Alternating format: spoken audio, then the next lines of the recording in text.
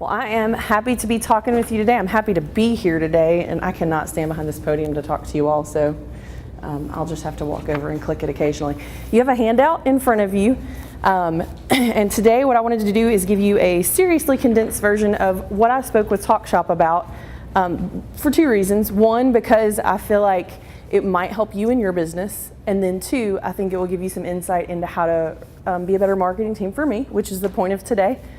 Me speaking, is so you know what to look for. So if you have these issues or see other people with these issues, you can send them my way as a result of it. Okay, so the place to start first is my why. You always want to say, why do we do this? And I have technically four whys. My first set of whys would be my family. That's my husband, Brady. He works for International Paper. My daughter, Dinah, is a sixth grader at Elmore Park Middle School. And Malachi is a fourth grader at Alturia Elementary. My second why is I looked around what I like to call the brandscape of the greater Memphis area and went, we have a lot of businesses offering a lot of value, but they're not communicating it very well through their branding, their messaging, etc. So another one of my whys is Sauce Memphis exists to improve the digital and physical brandscape of the greater Memphis area, one business at a time. With that being said, today I wanted to talk to you about branding your business for success. There are three things that I think you must consider to effectively reach your target audience. The first one is your unique selling proposition. So of everyone in here, raise your hand if you feel like you could stand up and tell me your unique selling proposition, also called your brand promise or your differentiators, like that without thinking about it. Okay, well those of you who didn't raise your hand, you're in company. You have a lot of company. I won't say it's good company because we want to be able to tell people why they should use us, which is the core of this, the heart of this. Your unique selling proposition, you have a spot on your worksheet, and I would normally stop and let you write, but you'll just have to write while I talk or write later. But if you didn't raise your hand, please do start to think about four things that make you different and better than your competition. And then from that, you can cultivate what's called your brand promise. You can take those differentiators, you can take what makes you different and better, you can make your unique selling proposition and then translate it into something that makes sense and relates to your audience. Because you can say I'm different because my policies and procedures are better, but what does that mean to your customer? So that's the point of your unique selling proposition and your brand promise, is to communicate why. Why use you instead of your competition? And I have a lot of people tell me, well, I don't do anything different. I'm the same as my competition. Real estate agents, Pat, I'm not calling you out, but real estate agents and insurance people are notorious for this. There's a million of us. I don't do anything different. I sell houses. So I always tell them this.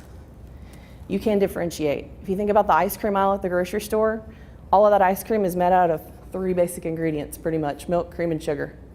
And even there, they've taken the same three ingredients and niched them to different target audiences to make themselves successful and play in the same aisle at the grocery store and still make bukus of dough. So the next question is, are you effectively communicating? Do you have that unique selling proposition down? And do you know your target audience? How well do you really know them? Knowing them is vital.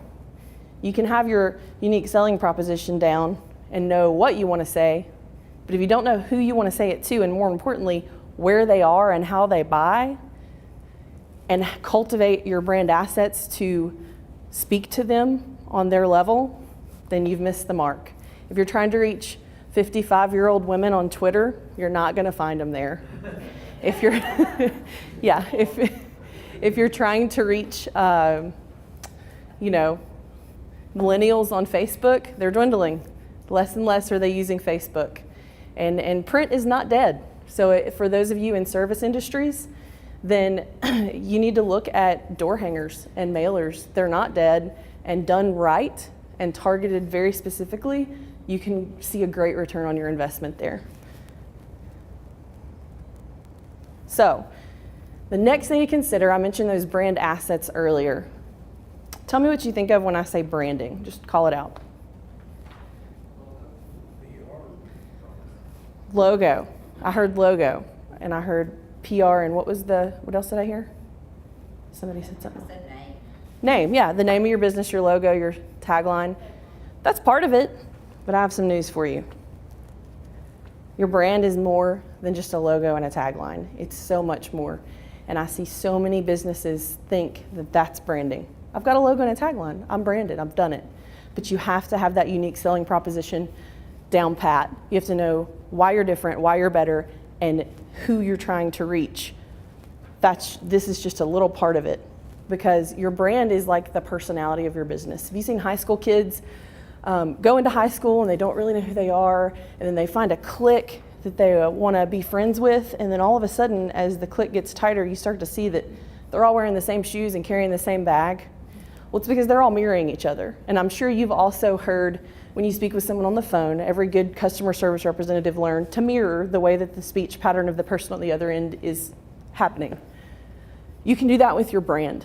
You can identify that target audience and then structure those words and phrases, which Bradley can help you with, fonts and photos, videos, which V2 and Mark can help you with, designs, logos, and websites. You can cultivate them all to foster the right perception, to make your audience see you the way you want them to see you. But if you don't think that out well, and you're not very intentional about that, they're seeing a mess. So you have to be very intentional about making sure that all of these things point back to your unique selling proposition and speak to your target audience if you want to convert them into clients. And the way that you can find out if you are doing that is ask yourself some of these questions. Does your brand speak the language of your audience? Is it fostering that right perception? Is it consistent across all channels? And are they engaged in responding?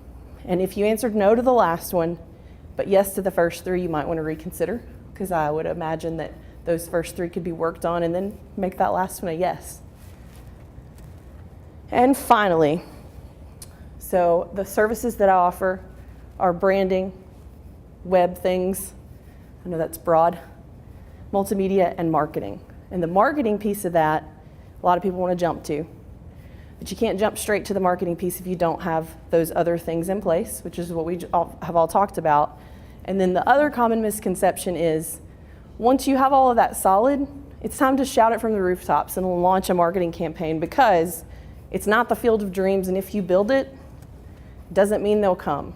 And that's when you need to go see somebody like Jake and have your site search engine optimized and make sure that you are receiving the traffic that you want.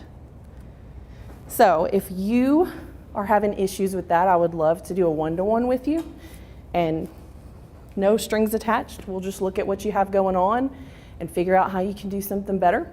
And if you know someone who is having that issue, please send them my way, because I want to improve the brandscape of Memphis one business at a time.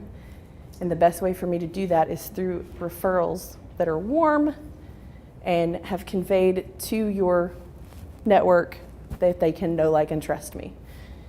This is how you can find me: name, phone number, email address. These are where I am on social media.